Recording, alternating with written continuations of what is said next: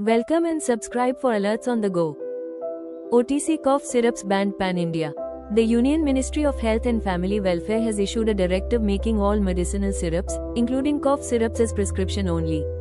This is to curb unsupervised self-medication, avoid indirect dosages and tighten drug quality controls. However, pills, tablets, and lozenges for cough will remain available over the counter. Patients are required to obtain necessary prescription from a doctor. Follow us because lives and time both matter.